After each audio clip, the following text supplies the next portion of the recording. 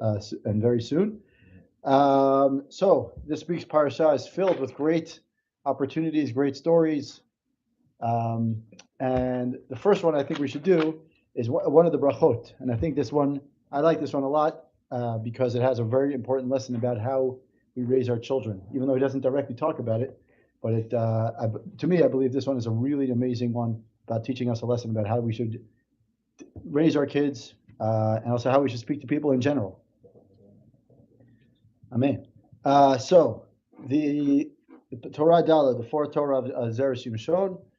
So in the pasuk Kav Gimel, Perek Kav Gimel, pasuk Chet, it says, Ma'akov lo kabo el uma izom lo za'am Adonai. So it says, how can I curse? God is not cursed. How can I anger? Hashem is not angry. That's in the beginning of Bilam's set of curses, blessings, whatever you want to call it. Depending on where we're asked, most likely it's going to be brachot. He tried to curse, and the Zera Shimshon says it starts like this: Ma'akov lo kava el. So, which Torah is this again, please? This is Torah Dalid. Zera Shimshon, Mordecai Holtz. Zera Shimshon. We're live from approx. Okay, do you not hear it? Yeah, it's all good. Okay, YouTube, good. Instagram. Okay, great. Audio. We're good to go. So, Torah Dalid, the fourth Torah. So he says, Ma'akov. How can I curse how can I curse? God is not cursed. And how can I anger? Hashem never gets angry, right? So we can't curse that which Hashem has not cursed. So therefore, Bilam is basically saying that I'm not going to be really successful in what I'm doing. So the first thing the Zera Shimshon says is Pirush Rashi, Shehayu ru'yin litkalkel lo litkalalu. Right? So Rashi says, if we look at Rashi there, which is an interesting, he starts off, he says is, when they were ready, when they were worthy, quote unquote, of being cursed, they didn't get cursed. So he says,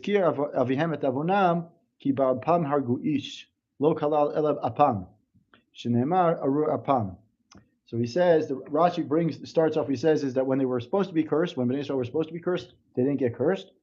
And when he says, when their forefather, that is Yaakov, gives a brachot to their children, to his children, he says, he mentions their what their flaw was, their sin was. Right? In their anger, they killed someone. That's when Yaakov tells the brachot of Shimon, gives the brachot to Shimon Levi. He says that in their anger they killed someone. Lo kalal el apam. He didn't curse themselves. He didn't curse Shimon Levi. So who did he curse? He cursed their anger, right? Shnemar aru apam. That's what it says in the pasuk of the brachot there in Parshat Vayechi. And then when he says when their forefather, when their forefather went in trickery, that is Yitzchak, right? Eitzel Aviv hayaru litkalel. When Yaakov went into Yitzchak, right, he should have gotten cursed also. Why? Because Yitzchak realized what just happened, and Yitzchak should have done what? Should have cursed him, right? He thought he was Esau, right? So he should have been cursed him. He said also, you too should be blessed. So he says, you too should be blessed, and therefore what? Therefore he got the bracha. So the question, what's the first question? So he says here, so we go back to Zera Shimshon, he says, Kir Avihem, right? He says the first part is he mentions Yaakov, and the next part of Rashi he says is, actually, Kir Avihem et avonam be'apam hargu ish lo kilel el apam, shneimar aru apam kiyaz, kshenichnas Avihem b'mirma itzel aviv, ha'ra'u litkalel, v'nan neimar sham gam baruch yeh. So the kashe, he says, kashe, hey maaseh hava bereisha. Right, he says what should have happened? We should have had first the story of Yitzchak, right? Rashi should have first, the Zera Shimshon is asking a question on Yitzchak. He says Yitzchak should have been the first story that Rashi brings, and not Yaakov's story, right? In the order of chronological order, it should have been, he should have brought the first the Yitzchak story, and then the Yaakov story. But in Rashi, he brings the Yaakov story first, and then he brings the Yitzchak story. So Zera Shimshon is kashe. Hai maaseh hava bereisha, v'halo maaseh Yaakov hava bereisha. Lama mapech Rashi v'lefarish al shvatim kodem she'yiparish al Yaakov. I mean, so he says, why did Rashi flip this order? Right? He should have first given the question about Yaakov and Yitzchak, meaning the story of the brachot that were given quote unquote in trickery, and then he should have mentioned, what should he have mentioned next? He should have mentioned the story of the shvatim afterwards. But for some reason, obviously, there's a reason behind why Rashi chose the order in which he chose it. Right? We know that Rashi had an amazing understanding of Torah. So there's obviously he had there was no question that he did it for a reason. So that's the biggest question that's what the Zera Shimshon on this question on Rashi. It starts with on Rashi, and how he gets to and the main question that he really has here is the order, and the second question that he really asks is that the whole time Rashi is asking this question is he's asking really is that when Yaakov gave the brachot to Shimon Levi, he says it's ki ba'apam. He curses their anger. He doesn't curse them. And I mentioned to Eli before, is that it's an important value. We're going to get to why I think that's an important value later down the line. Why it's an important value how we approach and teach our kids and educate our kids in general as well. So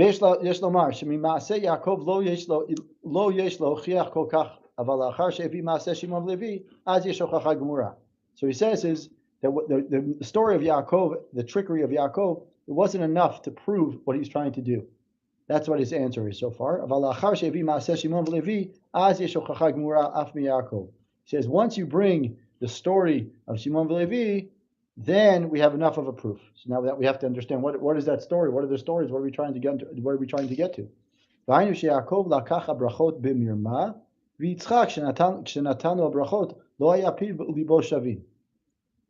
So he says is that when Yaakov took the brachot from in trickery, when he took the brachot, he was right. Yitzchak shenatanu brachot lo haya piv libo shavin.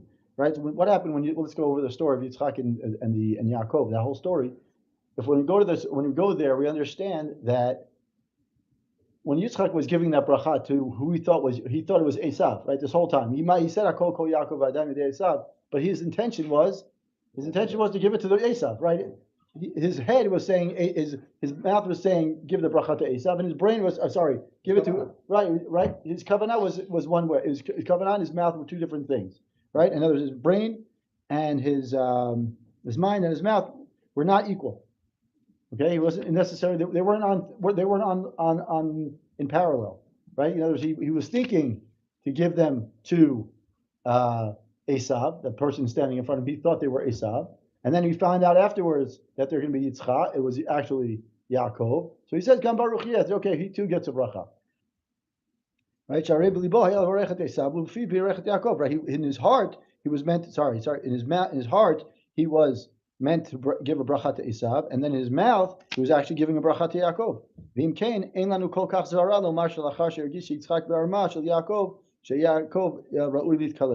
So he says, therefore we can understand that when Yitzchak felt that Yaakov was being tricked, he said that he didn't feel that at the time. Yitzchak didn't feel that he was worthy of cursing him, because he said at the end of the day he realized that he was being tricked himself. We're looking for another English. There's another English one, I think, another set of English over there, if I'm not mistaken.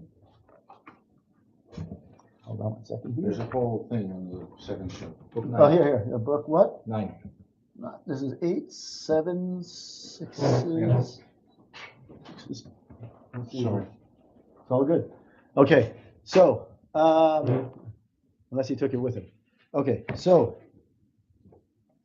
he says, so the v'sharei sof sof v'natanu brachot b'fiv v'afshar shemishum hachi chazar v'kiyamam gam baruch yeh v'alachar shemaaseh Shimon Levi muchach shapir.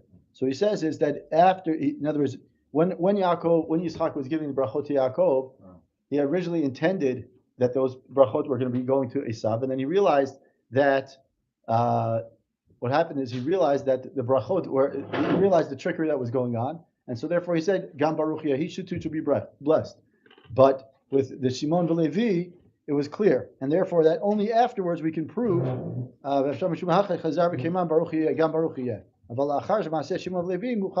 we could say that it was a better proof of Shimon Levi. I don't know where the other set is. Okay. So this is an empower. So basically, what we have, we're going to go over again is that we have the Torah Dalet starts with one of the blessings that Bilam gives, and he says, how can I curse that which is not cursed? And Rashi there, right on that spot, Rashi says that he brings two proofs. He says that which is worthy of curse you can curse, but that which is not worthy I can't curse, right? So Rashi brings a question there, and he says When he mentions Rashi first brings the story of Shimon and Levi, and he says at the time Yaakov was angry at them, and he curses their anger. He doesn't curse them, right? Anger. They were angry, so that and you're going to understand in a second what I mean. And then that was it. He curses their anger. It says in the brachot of Shimon and Levi in Parshat Vayechi, it says Ki ba'apam hargu ish. In their anger, they killed someone. And he's talking about Shechem, obviously, Shechem and Hamor, and the whole city of Shechem. And then Rashi brings a second proof. The second proof is the story of Yitzchak and Yaakov with the brachot that were, how Yaakov tricked Yitzchak to be Esav. So the question that the Zera Shimshon is asking is, how could it be that Rashi didn't give the stories in the order that they happened? Meaning, first you give the story of Yitzchak and Yaakov and Esav, and then you give the story of Yaakov and his children. Why did Rashi go out of his way to switch the order, give the story of Yaakov and his children first, and then give the story of Yitzchak and Yaakov? So the answer, the first part he says is that there was not enough proof. The Zera Shimshon says wasn't enough proof with the story of Yitzchak and Yaakov, and Esav, but there wasn't enough proof for really what we're trying to prove, and therefore Rashi had to switch the order. We're going to get to what does that mean in a second.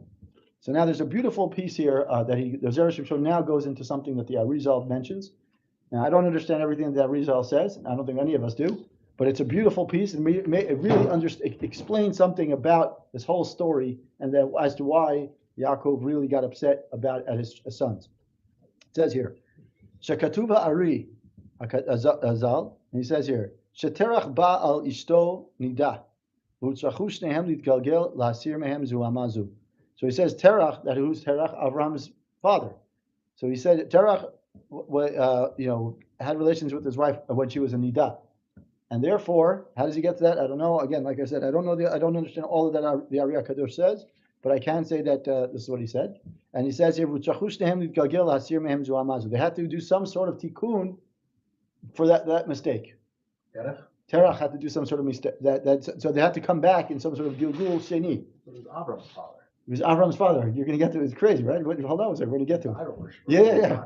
Right. So that's exactly what I was asking the same question when I was reading it, but you'll see that it goes into something beautiful here. So it says here, Uba Terach bil Gilgul be'Iyov. Terach, and it's not the first time that Ari mentions. He mentions it many times that Terach was a Gilgul of Iyov was a Gilgul of Terach. And he says, if you look at all the pain and suffering that Iyov went through, we can understand how much pain and suffering he did for that one sin that Terach did. Although there were many sins that he did, the amount of suffering that Iyov had. It's not stam that he had to go through a tough gilgul. And then he says, Ishto b'dina. His wife, that is Terach's wife, who they had relations when she was in Ida. So he says she was Dina. Terach's wife was Dina. That means Avram's mother was Dina. I mean, a gilgul of Avram's mother was Dina. So he says here, Sheniset achar kach le'Iyov. Situation. Yeah. Okay. So he says here. So he says that Ishto b'dina. So that means his wife. That is Avram's mother's. A mother was a gilgul. Dina was Avram's mother in a gilgul. And he says she nisat achar kach le'Iyov. She married later on Iyov. I'm not even sure what that means. How she married Iyov, because Dina obviously lived much before that. V'siman davar nida ne'epcha le'dina. Dina is the same word as nida. So it's beautiful. It's a beautiful. Just that alone is just like amazing, like a little insight. You never thought about it. You see the word Dina all the time. So the Ari HaKadosh says that the Dina is the reverse words. If you mix up the letters, it's the word of Nida, meaning that she was a Gilgul of Avram's mother in Dina. It says here, Yov ayadei Yisurim husra mimenu zotan zuama. So he says here that that Yov, through his Yisurim, he was able to extract the Zuamad, meaning all the mistakes that he went through, all the trials and tribulations that he went through. I can give you one here. Yeah? Okay. So all the trials, all the Yisurim that he went through, we're doing Torah Dalet. So the question, I'm going to go back. I'll start again, and just to go summarize quickly so that we don't. Yes, review is the best. Okay, so the review is the best. So it says here, the review is. Exactly. So the question is, we start with the pasuk from this week's parsha in Bilam. So Bilam says, Ma'ekov lo kaba'el, u'ma'ezom lo zam Adonai. So he says here, how am I going to curse? How am I going to curse that which is not being able to curse? So Rashi Ala Makom says, it says here, "Kshayu ru'in nitkalel, lo nitkalulu." When they were meant to get cursed, they couldn't get cursed, right? When they were able to get cursed, they couldn't get cursed, and when they so the Rashi there on the spot says he brings two proofs. One proof is he brings the proof of Yaakov when he gives the brachot to his sons, Shimon v'Levi, right? So what does he bring? What is the story there? He brings the story when they gives out the brachot in Parshat Balak. He says that ki ba'apam hargu ish, that when they got angry. That's the curse.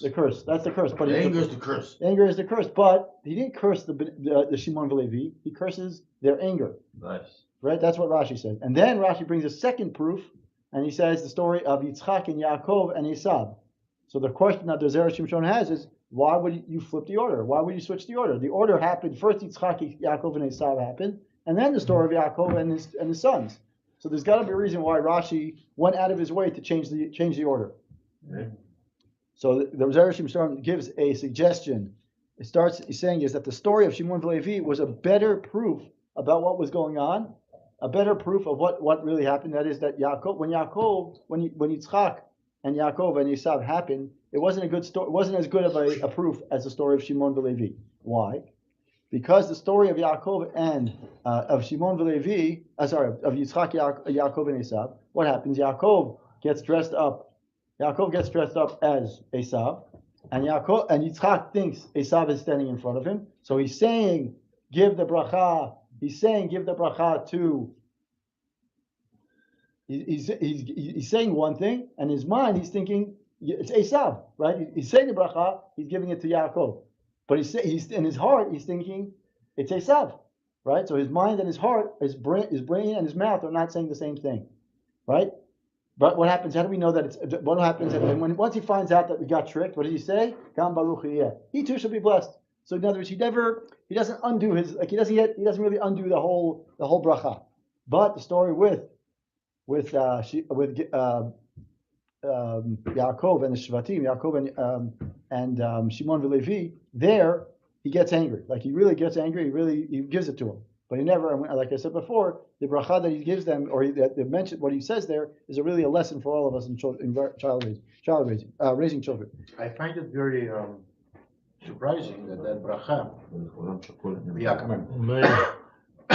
worked all together, because we learn many times. For example, if you want to avoid ayinara, so you keep in mind that your car.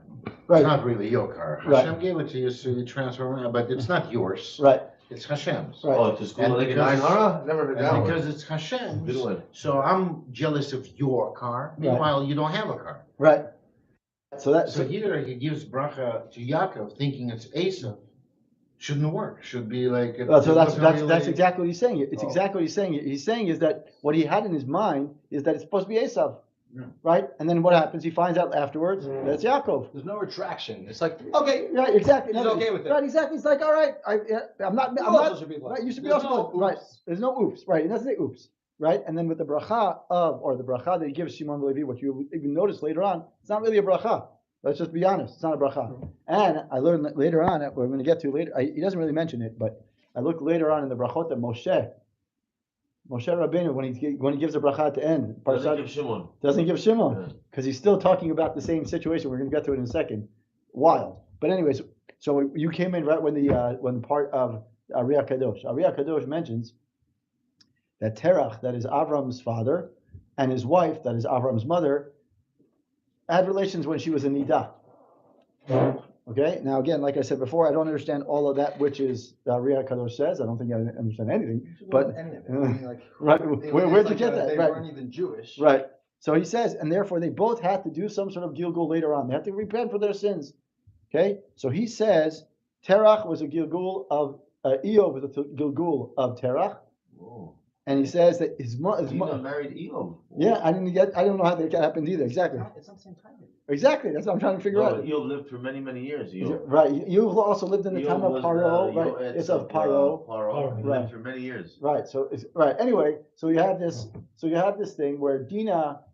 How does Ariya Kadosh prove it? He says Dina is a lashon nida.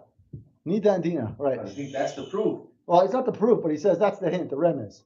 Anyways, so he says Yov al Yedei Yisrim Husra Mimenu Zomazot. So he says that Yov, through all the trials and tribulations he went through, that is the tikkun that he did. He had to go through those crazy tribulations. V'dina be'ota bi'ah sheba aleh Shechem ben Chamor sha'av mimenu kol ha'za'ava v'nitara. He says that Dina, with that moment, what happened with Shechem, when Shechem, what he did, right? He took out of her the zuama that was mistaken. Weird. How does that get out? I don't know. Again, there's certain things I don't argue with, but that's one of them. I don't argue with the tsar that she had. Yeah, the tsar she had. So now, what's even crazier is about to say. Well, this is what he says. Va'alzen emar batihini data alav ki inyana seir anose avonot Yisrael haro'er shomea sover shenitva dina va'adra ba'al yedei zen nitara b'yoter. So he says, as you would think, right? You would think that, and then in Vayikra. In Vayikra it says Vaytihini data. When we learn all the Alchot Nida in Sefer Vayikra, it says is that Seir hanosei avonot Yisrael. In other words, it's like when the korbanot, right? What does a korban do? Korban is a kind of, I don't want to say transfer because that makes it sound very hocus pocusy, but basically you take the korban and instead of me sacrificing myself, I give it over to the korban, and the korban is my tefillot and my chet kind of gets moved to the animal, and then I do tshuva, and instead of the animal, me dying, the animal dies, right? So the animal gets kind of given up to Hashem, and that's okay. So he says here that you would think, we would all think, right? What happens? We all think of the story of Dinah. We're like, wait a minute, no one would let that go, right? We think that Shimon and Levi did something. We're like, okay, that's an honor killing, right? No, they killed the whole city. Right, okay, so hold on a second. So he's going to get to it in a second, right? So they go out, guns blazing, they're ready to go, right? They go out and they're ready to go. So he says here, no. The Zera Shimshon says, no, absolutely not. She was through this. She was actually nitara, not nitma'ah, right? We all think it's nitma'ah. He says no. He doesn't say it himself. He's saying based on the Ariyah Kadosh. He's saying that that she was actually become nitara. She was actually purified from this. Basically, she was a gilgul of Avram's mother, and through this act that happened with Shechem, she was a nitara. He says, but Tehini data alav, that it jumps onto him. Right, exactly. V'zehu v'Yaakov shama ki tima et nida bito. Okay, so it says here. I'm sorry, it's difficult. Yeah, of course. It's difficult because Dina was Dina also. Like, okay, she was a gilgul of but she was also just Dina, a young girl who was the daughter of Yaakov. Right. Who, what did she ever do in her life to deserve something? Okay, so that's exactly what we all learned that the suffering of the tzaddikim in this world is to remove the yisurim. It's like they go through it in this world, right, to purify them for the next. Right. But Dina's gilgul of somebody it's very challenging. It's very challenging. I don't disagree with you. It's definitely not something that. Why don't you have the answers? I don't have the answers. If Charles would hear. Yeah. He would have the answers. Well, Eddie maybe knows. He's here on YouTube. Okay, so Charles is here, so maybe he has the answer. Maybe He wrote, it was a chicken. It was a tikkun, right? It was a tikkun. Okay. Why don't we see him online? Put him online. Want to see him? Yeah, we'll get to it. Work. He's at work. Yeah. So In anyway. Schwitz, you know. Anyway, so it was a tikkun. She did a tikkun she was a tikkun for Abraham's mother. So now we have this crazy story. We have this crazy situation where Dina is a tikkun of Avram's mother. So he said Dina put herself outside, causing attention to her. So. Right. Okay. So right. Okay. So that could be the other. Okay. Fine. Interesting. It's almost like time travel, right? Dina travels back in time, so to speak, Right. to fix the mistakes. And by the way, that happens with all of us. We just don't know who we are. Right. I'm saying it's like those stories where made up stories. Obviously, the person goes back in time and then steps on some kind of a thing, comes back. The world is completely different. Right. So far we have a scenario that basically what Rashi says is we have the two stories, Yaakov and his sons, that is Yaakov and the Shvatim, and we have the story of Yitzchak and Yaakov and Esau. And how's this connected yet to Balak? We're going to get there. We're going to get there. Patience, guys. We're going to get there. Patience. So it's a wild connection, but it's an amazing connection. I think it really teaches, like I said, that the reason why I loved it so much is such a beautiful lesson about how we approach raising our children. It's such a beautiful thing. Really, yeah, really. I'm going to tell you. At the end, you're just like, whoa.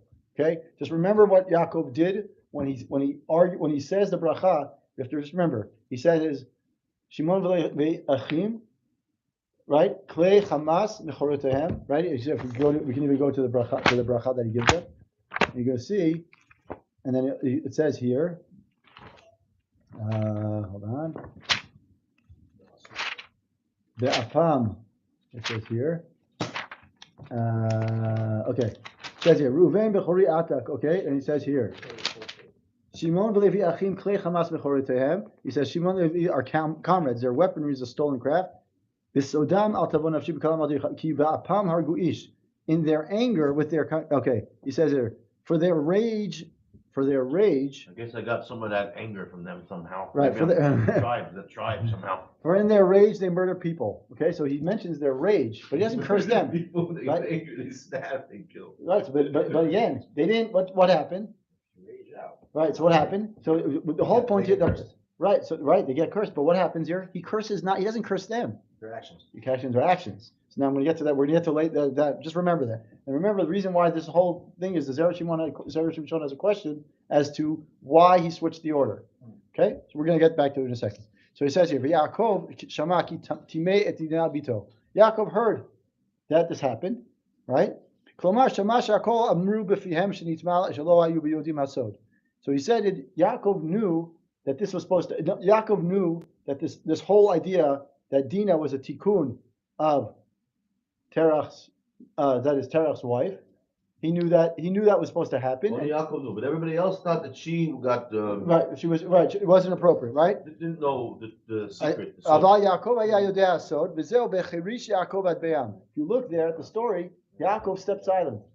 He didn't do anything. He didn't say anything until they came, until the sons came back. Right? Ruach HaKodesh, to show them she was a Gilgul of. Right. V'lo ratzah lomar lashum adam el levanav. He held it all in until he tells his children. Till his sons. So why did they kill him? So that's what he's going to get to in a second. Right?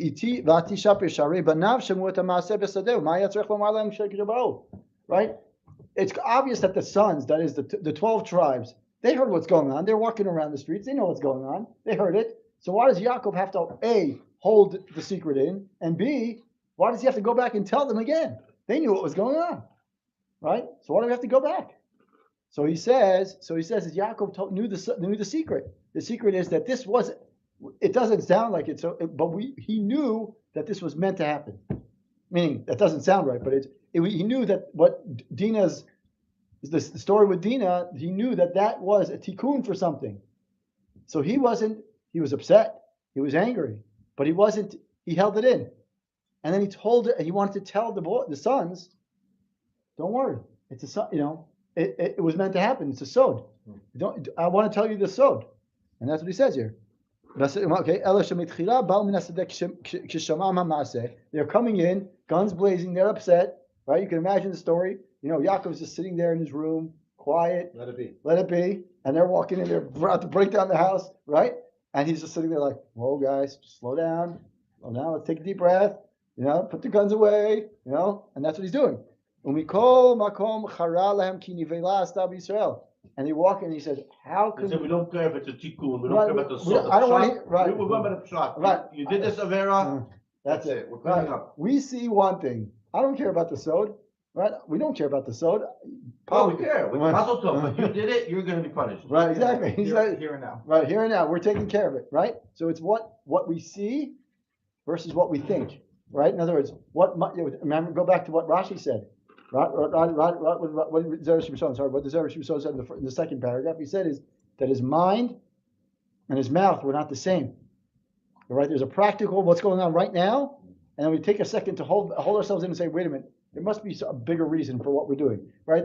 The opposite of what I once heard Rav Biederman say.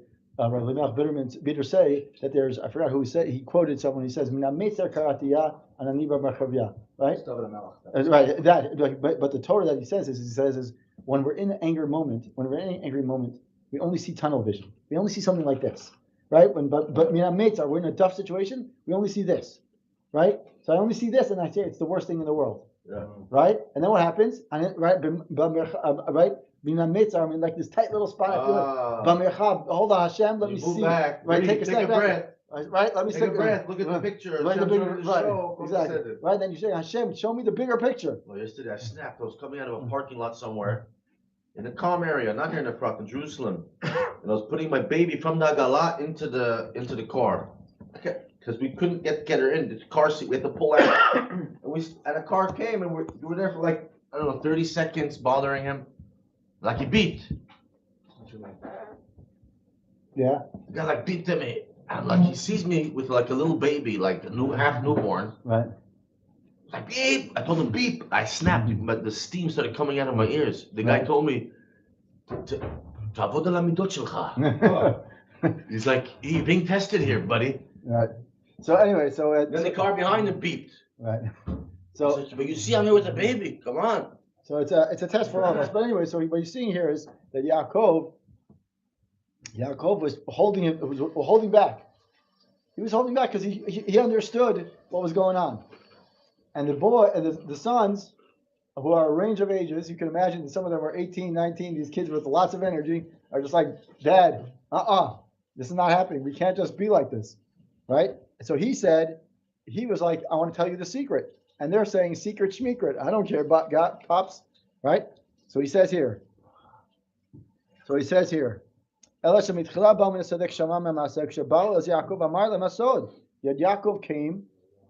Yaakov came, when the boys came, Yaakov said to them, listen, I'm going to tell you a secret. This whole thing with Dinah, no one's saying it's a good thing, but maybe we have to look at what Hashem is like, the bigger picture, and there's a Gilgul, etc., etc. Yeah. Right? Right? Still, like you said, they snapped. They're like, we don't care. We're not doing it. I don't care. Right? They're going to say what they're thinking an honor killing. They're thinking, Dad, Abba, we can't just let this go. We're going to let this go. How are you going to let this go? They're saying is, Dad, we're 12 right here. Let's say we're 10 right here. They're actually at the time they were 10. There are 10 sons right here. Dad, we're 10 right here. We all know the sod. We got it. But what's going to happen? Why were they 10? Because Yosef and Binyamin were not necessarily there yet. Why not? I don't think Binyamin was definitely not born yet. But Yosef, this is when he came after Esav. No, this is about Dinah. It's after he left Esav. Yeah, but they say why did Dinah get punished? Because Yaakov didn't give her to. Right. It could be okay. But anyways, so they're Yosef should be there with Binyamin. Okay, so let's say they have. Okay, so even if the 12 sons are there, 12 tribes are there, right? So even so, we have a situation. They're saying, Dad, we're 12 boys here. We'll get we accept your soul. We accept your situation. You accept your explanation. But what's the next generation you're going to say, or the 3 generations from now are going to say, so Shmo, they're going to be like, we don't care about what you just said. That we don't understand that. So we got to do something about it. We got to show honor killing. We got to show something. We got to make a point. Sounds reasonable. Right? That's what it says here. Look, it says here. Klomar the dorot habaim shelo yedu hasod yomru kinivela asa ze Hashem.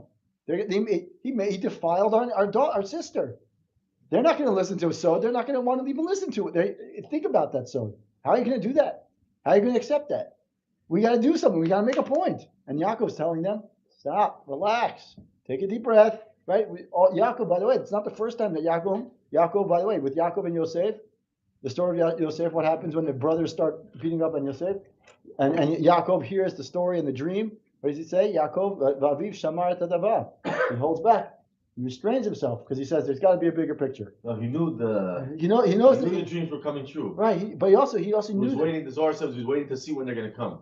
But he also, it's just a matter. It's Yaakov's trait that he just he waits a little bit because he says why do we say Titan met Yaakov? Because Yaakov understands that there's a bigger picture that we just don't understand.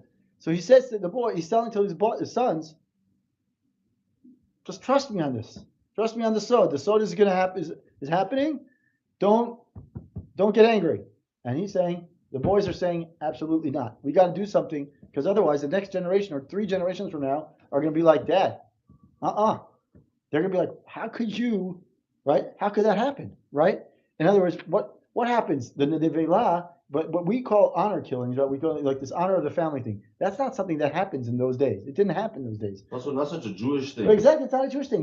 That whole statement, that whole It's like framework, an Arab mafia right? thing. The whole No? the whole yeah, it is. The whole framework of honor killings or things that like that is not a Jewish thing, right? So this whole thing was that they were influenced. But why do we need to, okay, Right. why do we need to qualify it as honor killing? Because otherwise, Somebody comes in, kills one of yours. But he or didn't does kill her. Something horrible, yeah. So so you go, you you know. don't. But we don't. Look, you come. But the Jewish. But if he was Jewish, he would have to marry her and never let her out. right. If he was Jewish, Shem and Hamor, That's what Yaakov said to he them. would have to marry Yaakov her and said never that. divorce her. Yaakov said to them, "What are we going to do? How do we get around this? How do we get around it?" Yaakov said, "Okay, you love my sister, my daughter. Let's make you all Jewish, right?" And then right, that's what he thought he was going to do. But then what is so he comes to Shechem. They actually were coming. They, right, they they did were the ready. bris. They did They the did the bris, bris. right? And then so Shechem, but of course the brothers couldn't handle it. They couldn't handle that. They couldn't handle that the guy who did what he did to Dinah, to their sister, is standing right in front of them saying, "Okay, we're ready to do a Brit Milah." They couldn't handle it. They snapped. The Okay. question is, was Yaakov Avinu right? Were they supposed to marry in, and would there be peace with I Shem don't and know. Hamor? I don't know. Okay. So Good then, news, by the way, we can take the couples home.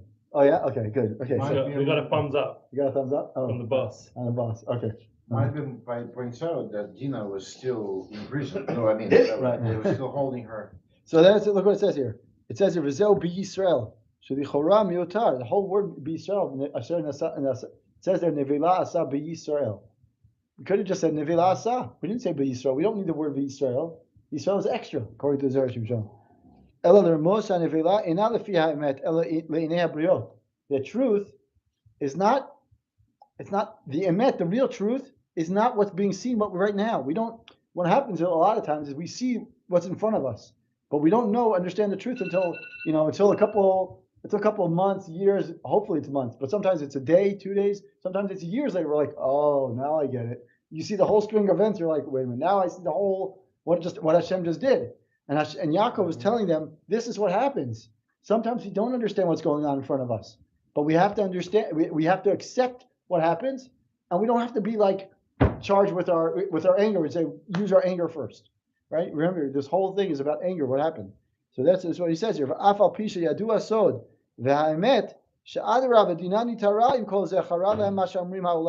So he says is even though they knew the sod, they knew the secret, right? They just still got angry. They still snapped.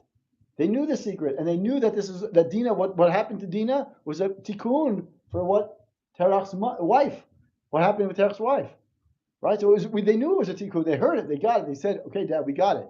But we can imagine how many times we've heard things people say, "It will be okay." How many times have we heard that? It'll be okay. Right now, it's a tough situation. We always say that, but you're so angry. You're just like, "I got to do something. I got to do something. I got to get angry." Right? How many times have that happened to us? Right? Every one of us has stories like that, and there's no shortage of time and examples. But the point is that we sometimes just have to say, like, "Wait a minute."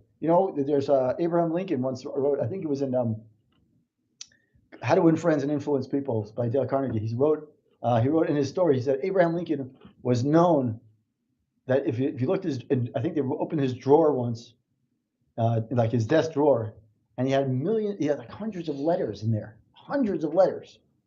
And they couldn't figure out what was going on. They said all these letters is what he wanted to say. Like he wrote these letters to people like how angry I am at you and whatever, but he didn't say them. He just wrote them. He said I had to do something with them, so I put them on paper. And then he put them in the drawer and he closed the drawer and he said, okay, that's it. But after he got killed, they're like, wow, this guy is like Harif, But that's the thing here. Yaakov is saying is, guys, you just have to take a step back and look at the bigger picture. And these guys are saying is, no way, no chance. We can't do it. We got to do something, because if we don't do something, what are the world going to say about us? They're going to be like reading this story later on in life. They're going to be like, honor killing. This is the chance, right? When do But we it's funny how start? he says, "Agam shelo yaroi la'onech klal." Right. As if Shem and Hamor knew that he's doing a tikkun Well, for Terach's wife. Right. So Zera Shimshon saying, "Lo yaroi la'onech klal." He didn't know he was fixing, and he didn't know that she was a Gilgul of Terach. So He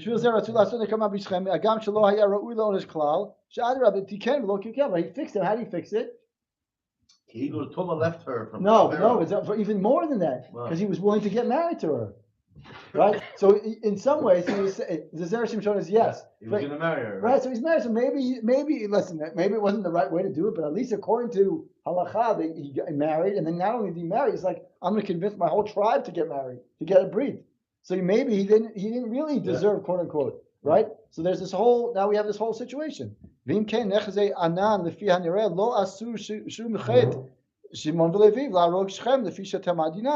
Right? Maybe we could say is, now maybe we should look at it and say, maybe Shimon and Levi didn't really sin. Right? They did something. They were like, we got to do something. They took anger. They took their anger, and they're like, No, but okay. how can you say that? Because what reshut do they have to kill the whole city? So that's what he's going to get to. It says is once Yaakov tells them the secret. Once Yaakov tells them, listen, guys, the secret's out. I'm telling you now that there's a Gilgul, whatever the secret is, whatever we understand about the Gilgul or whatever it is. Boys, calm down. There's a bigger picture that we don't understand. Take a step back, right? So you could say is if you didn't look at it that way, if you just look from a purely practical sense, and we apply the honor killing approach, right? We could say is okay, then the honor killing makes sense, right? We could say that, right? But once they know the secret, they should have been like, okay, they should have held back. They should have done something. Maybe they could have, broken a glass, so they can throw something against the wall, right? But they shouldn't have done what they did, like you said. But they shouldn't have done that. Once they know the secret, and once Yaakov tells them the secret, that's it, right? That's almost okay. So he says here, but he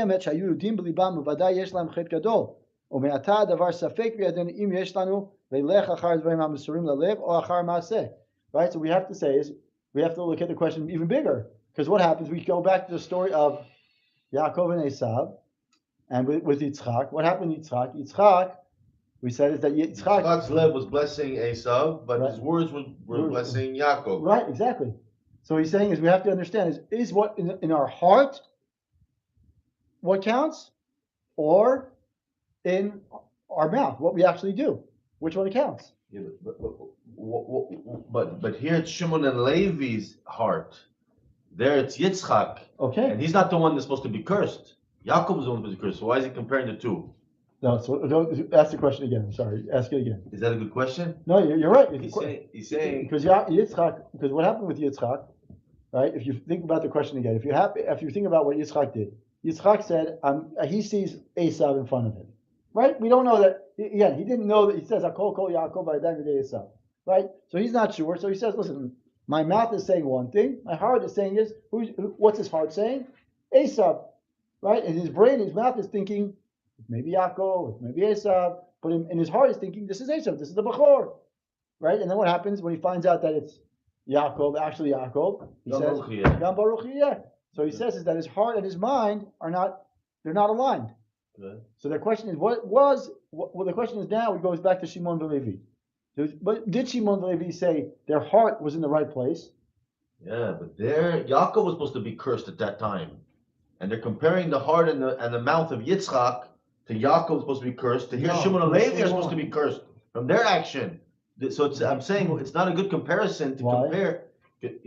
Shimon and Levi are being cursed by Yaakov Avinu. Aru Apam, right? No, but no, they're not being cursed. That's what I'm saying. They're being cursed by their anger. Their anger is being cursed, Right, not them. Right, not them. But here he's bringing back the Yitzchak Avinu. But Yitzchak Avinu wasn't the one that was going to be cursed anyways with his heart and mouth. Talking about Yaakov Avinu. Right, no, Yitzchak wasn't cursing. Yitzchak was giving a bracha to Yaakov. It's going back on Rashi that said Yaakov Avinu should have been cursed then, right? But Rashi says here, "Sheizkir Avim et avonam ba'apam hargu ish lo kilel ela ba'apam." He didn't curse. He cursed only their anger. He should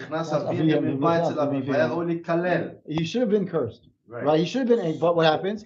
But he said also you too. You're not understanding my point here. Maybe I don't understand. Listen a second. Someone asked, is that the situation about finding a young maiden and not betrothed? Pay the father 50 shekels, marry her, and can't divorce her. Is this with or without her consent? Shimon and Levi. The answer to that question is that according to the Torah, right? It's with her. After, unfortunately, when things happen without her consent, you can go back to the father and say, "I pay a fine, but you have to marry her." That's what happened with Shem. We don't learn that from there, but we make a comparison with that. Now, yes. I'm saying it's hard to no, it's fine. I'm saying the ones that maybe are supposed to be cursed for the anger, Shimon and Levi, right? And it's depending on, now he's saying, do we go by their action or by their heart? Because they knew the truth, Right. but their action was that, right? Right. Now with Yaakov Avinu, it's different. Why? Because there it's Yitzchak Avinu. He's not the one that's supposed to be cursed. So why are you telling me about his heart or his mouth? No, but You have to give me a mashal of Yaakov Avinu's heart and mouth, not Yitzchak Avinu. so he's saying. You heard the question or no? I got the That's question. it. So he's saying the question is. So your question is right. So the question, the really what he's saying is, he's not making it Yaakov Avinu and Yaakov Avinu. We're not saying Yaakov here and Yaakov, the situation in Yaakov. Yitzchak, what was Yitzchak's intention at the time when he cursed Yaakov or he blessed Yaakov? To bless Esau. Right. Yeah. So they're saying that intention, right? My mind and my mouth have to say the same thing. That's the situation with Yitzchak and Yaakov and Esau. And then the situation with Shimon and Levi was that their intention, maybe, could you say, quote unquote, justifies their action. Their intention was, we know the secret, but we're still going to kill them. we're going to still do it anyways because we know we're thinking generations later, they're going to be like, secret nothing. I don't care about the secret. So just like by Yitzchak, Exactly. and then he said, Maybe that wasn't clear. Right. even though, so now we want to say maybe Shimon Levi also it's good what they did. Exactly. That's Okay. exactly. That's Go what, ahead. I'm sorry Go if I ahead. wasn't clear. Go Okay, so it says, "Amnam mimashanu ro'im sheYaakov ba la'azkir avonam, kmo she'amar, b'sodam al tova ki ba'apam argui shma mina sheyesh lam avon." They did make a mistake, right? Yaakov Avinu says they made a mistake. There's no question. He reminds them of their mistake. Okay, now just remember that. V'lama yesh lam avon lefi shalchu achar dvarim shanir'im la'ayin v'adraba haya lem lilech achar dvarim hamusrim lalev. So he says is according to what they saw is someone defiled their sister. So if someone defiled your sister, in my eyes, I'm thinking, okay, practically, I got to do something. But in their heart, they're thinking, wait a minute, Dad told us something else, right? We all know situations where I know my parent or I know someone told me not to do something in my heart, but my actions speak differently. So he's saying is, this is what Yaakov is telling them. Yaakov said is, what does Yaakov tell them in there? Yaakov says to them, I'm going to read the pasuk in English just so we get, it says here, Shimon and Levi are comrades, right? They work together. Their weapon is a stonecraft. Into their conspiracy may my soul not enter. With their congregation do not join, right? Oh, my honor, for their rage, they murdered people and, right? Accursed is their rage, for it is intense, right? And their wrath is harsh. I will separate with them. Okay. So he says is that their mind, their eyes saw something that was not appropriate. So their eyes said, we got to do something. Their heart saying his dad told us something, and we know the secret. So maybe they were right. Maybe we could say that they just sort of kilu justified. But Yaakov saying, no, they made an avon. They sinned. I tell you a secret. I tell you the secret of what's going on here. Tell you the bigger secret of what's going on in the world. Once I tell you that secret, you guys can't take it out of and say, okay, I'm going to make a practical step about that anymore. So he says here, V'zeu shekatav Rashi, she'izkir avihem et avunam, v'im kol ze lo nitkala el apam. V'Yaakov adraba, im hayinu olchim achar advarim hamashrim lalev, Yaakov la haya ra'u l'klal livracha, like you said, right? So he says here, that's why Rashi mentions, he says is avihem et avunam, he cursed their anger. He didn't curse them, right? He cursed their anger. And he says, and they're lo nitkala el ba'apam, he didn't curse he cursed only their anger. And Yaakov even more so, if we would go after the things that were there in their heart, Yaakov la haya ra'u l'klal livracha. Yitzchak thought he's blessing Esau in his heart. Exactly. Shali kavanat Yitzchak lo hayta ela Esau. That's right. Right? When you're the guy who finds out you just got, pardon me, screwed, you got tricked, the first thing you're going to do be like, I'm gonna kill you, right? Right? That's what Yitzchak should have done. What? The first thing you should have done when he found out the door's jammed. What was the first thing that you would think that Yitzchak would do? There should have been like a weird pause, right? Oh, so he says that the first thing he should have done is he cursed him, but he didn't curse him. And that's why Rashi goes back and says, so now you have two stories. Oh, nice. Now you made my whole night. Thank you so much. Anyway, that's the fish. You have to eat. You got to eat it. After this. Oh, he makes it. Yeah. Okay. Anyway, so we'll go back and we'll go back and review just to the end. He smokes it. Yeah. Hashem makes it right. Anyway, so we'll go back in a second. So we go back to the Torah Dalet. So Torah Dalet starts with, it says, in the brachot of Bilam says, Ma'akov lo kava el, Lo kaba'el, u'ma'azon lo azam Adonai. So he says, what should I curse if it hasn't been cursed yet? How can I curse something? Oh, let's see here.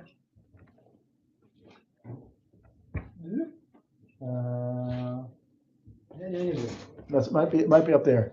Might be up there on the left side there. On your right side, excuse me. I mean, yeah. Further down. No, that's it. Okay. Is that right? No, that's too thin. That's not. No, that's not the right. right. Go more to the right. More to the right there. All the way, the next shelf. Yeah. See Bamidbar there? Yeah. So Torah Dalet. So Torah Dalet starts with the bracha of Bilam. And Bilam says, how can I curse something that's not cursed? And he quotes, Zera Shimshon quotes Rashi. And Rashi. God didn't curse it. Right. So how can I curse something that God, right? How can I curse something that God didn't curse? And then Rashi says there, because they never get cursed on even a place where it should have been cursed. That's what Rashi says. Look at what it says. He says here, right? When it should have been cursed, they didn't curse anything. Someone said, I think he knew his son deserved death and is trying to buy his life. What? Is that in reference where we are? What's that? I think he knew his son deserved death and tried to buy his life. Who's son? Someone. I don't understand. Maybe I'll ask him to clarify the question. But anyway, so the point here. So it says here, Rashi says that even when the times that they should have been cursed, that is Bnei Israel should have been cursed, they didn't curse, right? With Yaakov Avinu and with Yitzchak, and Shimon Levi. right? Yitzchak, right? What happened? So that the two stories Rashi brings two stories. First, he brings the story of Shimon and Levi, and then he brings the story of Yitzchak and Yaakov and Esav. So the first question that Zera Shimshon asks is, what's going on here? Yeah, Rashi knew the storyline. It's not hard to know that Yitzchak comes before Yaakov and Esav. I mean, Yitzchak comes before Yaakov and the Shvatim. So he goes back and he says, the answer is because the proof was not strong enough with Yitzchak, because what happened with Yitzchak and Esav and Yaakov, the story, it's not a good, strong enough proof, because what? Because Yitzchak had in mind to give the bracha to Esav. He finds out later that what he was saying, he was talking to Yaakov, but in his heart he was talking to Esav. So his brain and mind and his intention and his mind and his mouth were two different things. And then at the end he says, Gam Baruch Yeh. So he's like, okay, then a bracha too. But the Shimon and Levi story. Well, why was Yaakov supposed to be cursed over there? Because he was so angry. He was cheating. He was cheating, right? Yitzchak could have easily said, like I think every time I hear that story, I think of Homer Simpson when he's like, when he's like, you know what I mean? Like almost every episode. Right, exactly. But I'm saying, like, exactly. It's like you're like, what would you, as a father, what would you do? The first thing you would be like, I can't believe you did. So that's what I think every time I hear that story. And I'm not saying that just now. I'm like thinking all the time. But so what is the lesson? So we have what Yitzchak and Yaakov and Esav. But then the story with Shimon and Levi, even there they should have been cursed too, right? Because what happened? There Yaakov Avinu mamish cursed them. Right, Yaakov Avinu mamish cursed them later on, but he didn't curse them. He cursed their anger. So when I was reviewing the shiur. I skipped the part. I skipped the part of the Arizal. The Arizal talks about there. You can look in the Zera Shimshon mentions it. The Zera Shimshon mentions the Arizal saying that Terach, that is Avram's father, and his wife had relations when she was a Nidah. Now, I don't know how he gets to that, but we'll say let's accept the fact that I already knew what he was talking about. And right, so she had to do a tikkun. The mother had to do a tikkun, and the father had tikkun. So Terach became a Gilgul. Iyov was a Gilgul of Terach. It's not the first time that Riyah Kadosh mentioned it. It's mentioned right? Right, exactly. So you look at Iyov, you see how much tikkun Iyov had to go through. And then the Dinah, he says that Dinah is the Odiot of Nidah. Mm-hmm. So he says that's the Dinah, what Shem did to Dinah, that was the tikkun. Mm-hmm. Okay, that was the tikkun. Interesting though, it doesn't say Avram. Avram seems fine. Yeah, exactly. That's exactly what another question is. Right? Avram is like the son of this unit of this thing that happened. Yeah. You're just like, how did Avram come out of the thing? So because once his name was changed, he became a completely new. Right. So that's probably right. I know. Once from Moshe Feinstein Paskin that with these kind of things that there's a limit stress that maybe one time she went into the yam. Right. Or there's tikkunim that. Yeah, but we never say Avram ben Terach. Right. Have you ever heard such an expression? Right. Exactly. So we mention it on the. You mention it Lel Haggadah. We mention it on Lel Seder. Terach Avi Abraham, right? Terach Avi Abraham, we do mention there, right? In the Haggadah. But in general thing. So anyway, so he says that. So he says the tikkun was that. So then Yaakov knew knew the sod. Yaakov knew that's what was going on. So when the story of Dinah happens, he sits in the tent, he's waiting there, and he knew what was going on, and he doesn't do anything. The boys come in and he repeats the whole story to them. And he's trying to tell them, listen, the bigger picture is there's a bigger picture, and I want to tell you the whole secret. And all of a sudden, they're like, we can't hold the secret. Secret anything. I don't care. Dad, you told me a secret. That secret's important, but I got to do something. We have to take action. Because if we don't take action, the later generations are not going to remember that secret. So their anger is so bad that their mind. So you could say maybe there's a justification for what they did, right? You could say that, but Yaakov says no. I told you the secret. That once I tell you that secret, once I tell you what's going on in the bigger picture of the world, that's it. You gotta. Therefore, you're not going with your heart. Right. And therefore, what happens? Therefore, that's why Rashi starts with Shimon v'Levi, because that proof is a stronger proof of your mind and your heart, your mouth and your mouth and your mind that have to be in line. Right? You have to. That's a better proof than the story of Yitzchak and Yaakov and Esau. It's a better proof. And that's why Rashi went out of his way to go out of order right now. So why is it a better proof? Because Shimon v'Levi knew the secret. Once he knows the secret. Yitzchak didn't know. Right? Yitzchak didn't know. Exactly. Once they knew the secret, and they still. If Yitzchak knew, then it's Yaakov. He still blessed him. That's something else. But here, they knew the secret. Once you know the secret, you can't say, all right, I'm ignoring it. Then they knew for a fact that that's a point where they should have been cursed. Right? But what's the lesson? Why do I say this is one of the most powerful lessons of teaching kids? In general, not only kids, but in general, is when you tell a kid, you're bad. Right? When you say, what? Unfortunately, a lot of times we say, you're bad. You're a mistake. You did something, right? But what did Yaakov do? Yaakov said, your anger. He cursed their anger. He didn't curse them. Because he said to them, listen, I understand we got angry. We get angry at that situation, right? So we never say, you're bad. You're supposed to say, what you did was not right. From here we learn it. Right? Think about what he said. Now, Moshe Rabbeinu is a different story. Moshe, like you said, Moshe never mentions Shimon. They never gives a bracha to Shimon because he was so held up. Oh, also because of Zimri was Zimri. Right, Zimri and the whole situation. But I'm saying is, so there's like a chain of events. But the point is, like, when I saw this, I was just like, wow, what a great lesson for parenting. Like, you have to be careful what we say to our kids because the kids hear, I'm bad. So when I say, I'm bad, so once I'm bad, then I might as well keep on being bad. But if you say, no, your action is bad, what can I do then? I can say, I can fix my action. Nice. Right? It's a Gavaldic teaching, right? Yeah. Okay, Baruch Adonai Le'olam, Amen ve'amen. Woo! That's the first one. This is the next part of Rashi there is a little... Finished. You didn't get How's it answer for Parshat Balak? Because he says, Balak says, what does Balak say there? Bilam says that Ma'ikov lo ekov el. I can't read the kat lashon kavod. No, so I stopped there because the lesson is good without that piece there. Okay. The lesson is strong there. Yeah. You can't take until you take. So I'm going to take it in a You're in second. that position. So once we pause the YouTube. So anyway, so the point is that how does this connect? Because Bilam Rasha said, Ma'ikov, I can't curse something that God didn't curse, and Rashi says. They didn't curse even in the points when they should have been cursed. Wow. So that connects. That's the connection. The connection is that Bnei Israel are protected, right? At the 2 points that these 2 massive stories where you're like, that's the moment when someone should have been like, they should have gotten cursed. They didn't get cursed. So how am I, Bilam, Rasha, how am I going to curse, right? God should have gotten, there are so many times in history when we should have gotten cursed, right? The next Torah, then the next lesson is also something similar to that about this. Later on, we'll talk about it in a second. Also, another kind of similar idea. But the point is that the concept here is that Bilam was saying is I can't curse something that God doesn't curse. And when Rashi mentions that even at the moments when they should have been cursed, and he brings these 2 pools. Amazing Rashi brings that, huh? Yeah, I was fascinated when I was just like, we look at Rashi, and you look at Rashi and all these things all the time. You're just like, wow, it's just an enlightening thing. Like I never thought. Why would I, when you read the Rashi, you don't think like, oh, the order is wrong. Like, you don't think about it. You're just like, okay, Rashi's got his thing, right? The Zera Shimshon asks a great question. It's a simple question of like, why do you mess up? Why do you do the order wrong?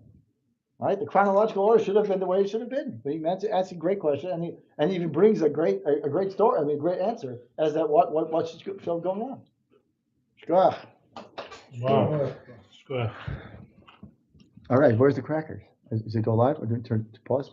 Yeah, we'll pause. Okay, good. So I don't want to like start talking. I'm like, where are the crackers? Studying on camera. Hey, you asked Charles if I could take for my two boys one of these? Charles, can you take 2 home? Well, this is Charles's keeper. Charles. It's the Charles keeper. It's the Charles keeper. Charles, where's Charles? He's somewhere there. There's got crumbs on this one. Yes. Do you have a cracker? Oh, there you go. You're right. Yes, low. Yes. Charles, where are you?